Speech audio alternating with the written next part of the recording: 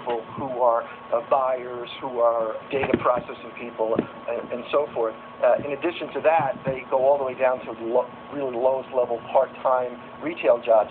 And like any workplace, there's a hierarchy. The more skills you have, the more you get paid. And Walmart promotes you with them. In fact, 70% of all managers started out in floor jobs. The fight to stop Walmart has happened in small towns and big cities alike, all across the country. We went to one of those towns, Greenfield, Massachusetts. Population 18,000. Greenfield is not just everyone's hometown. It is, most importantly, my hometown. And it's supposedly the hometown of this guy. I'm skeptical of his claims since he has no beer, no doobie, and no wicked decent down vest. I think what makes me angry about Walmart is the way that they push communities around, that they strong-arm them, and push their way in. Even when people say we don't want you here, they keep pushing it. I'm Al Norman. I'm the founder of Sprawl Busters, and I'm Walmart's #1 enemy. Al helps activists lobby their local governments to keep big box stores out of their communities through his organization, Sprawl Busters. I've never seen any community helped by the building of a Walmart because it's not economic development. It's economic displacement. Walmart jobs are simply old jobs in new aprons. Actually, they're called smocks, Schmuck. Pretty cool, huh? And many workers wear them with pride. It's the pride they feel as Americans, or it's to keep their shirts clean. Al used his local government to fight sprawl in 1993, when Walmart tried to build in good old Greenfield. The problem with their proposal was that it was on a good piece of industrial land, which I wanted to be used for industrial jobs. Who the fuck are you? If you want land to be used for industrial jobs, buy it and use it that way. Sit up. But Al bullied and got his way. Greenfield didn't get a Walmart. So what does Greenfield have? Al is going to take us on a tour. Wait, there's the Garden Theater. I worked there as a marquee changer right when Dirty Harry came out. So I saw that like 20 times. Oh, sorry. I'll back up. What did Al say? You've got a couple of bank buildings that are really quite beautifully architecturally, but are empty. This building, Rooney's, is for sale, shown by appointment. This used to be at one point a clothing store. Now that's empty. We used to have in this community four independent drugstores. Those are all gone. Wait, you stopped Walmart. There's no Walmart. And downtown Greenfield is way struggling economically. Many mom-and-pop stores have gone out of business. What the fuck did stopping Walmart help? And you're the one showing us around. Don't you fucking get it? The thing you have to understand about the town of Greenfield is that there is a ring of Walmarts around it. There is a Walmart to the north, 20 miles, two of them to the south, 20 miles, one of them to the east, 20 miles. So we have a circle of Walmarts around us. Hey, here's an idea for revitalizing downtown Greenfield. Tear down those vacant buildings and build a fucking Walmart. Then give back that hour to every person in Greenfield to spend on cultural enrichment, because they're no longer spending it driving for razor blades. Then give them back the money they saved on cheaper prices and gas, and Greenfield becomes the fucking Paris of Massachusetts. You know, it's my hometown. I want what's best for it.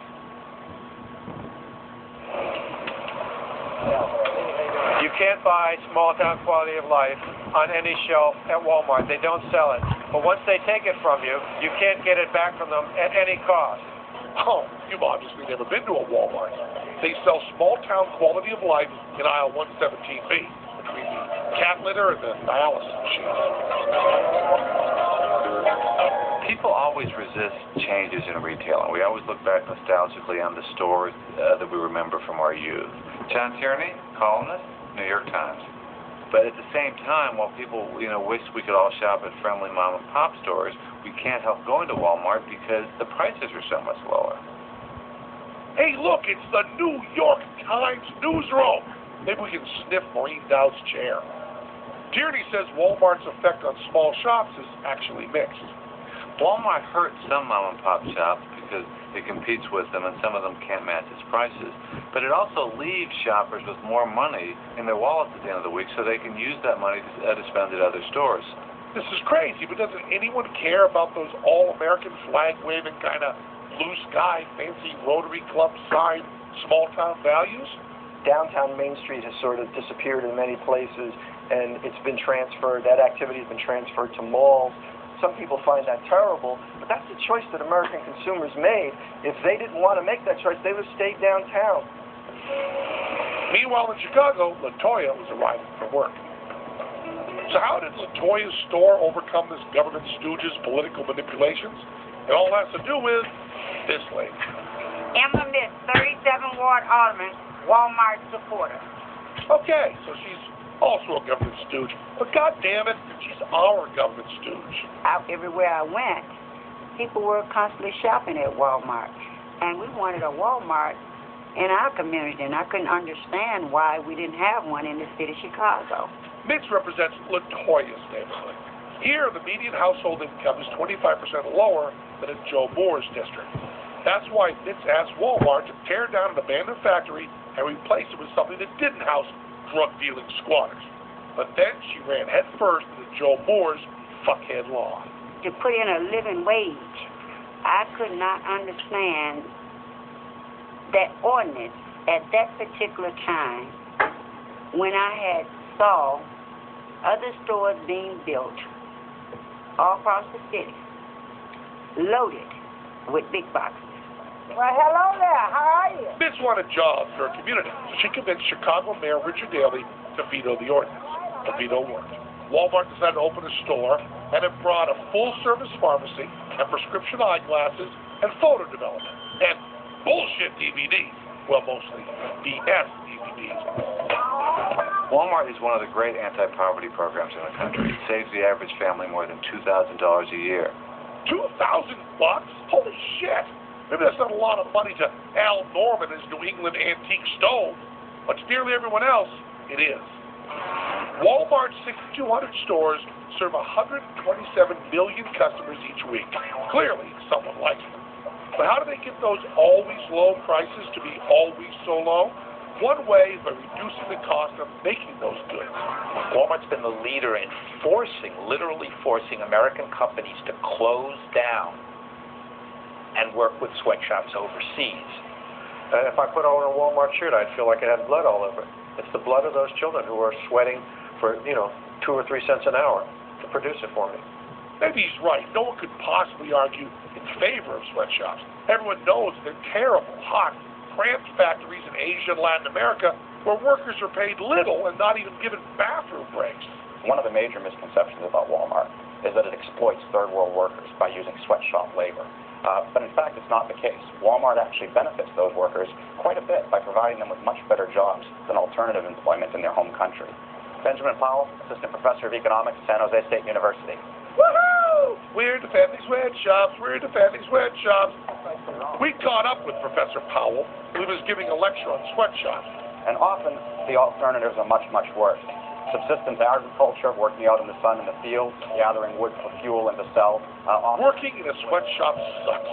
But it still beats tilling soil with grandpa's femur.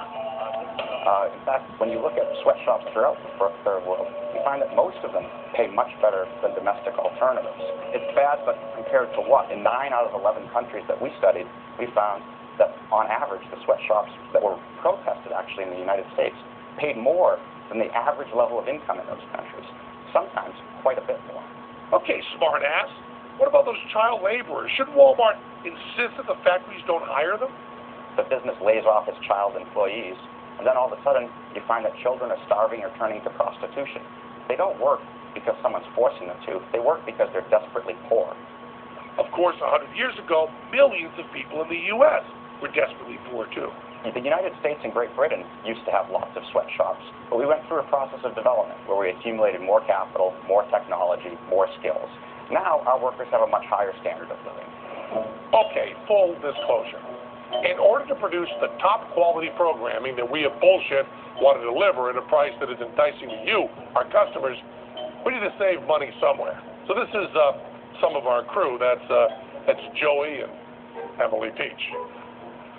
It's show business, damn it. There you go, a whole month's allowance for just one 20-hour day. pick that up, would you? Yeah.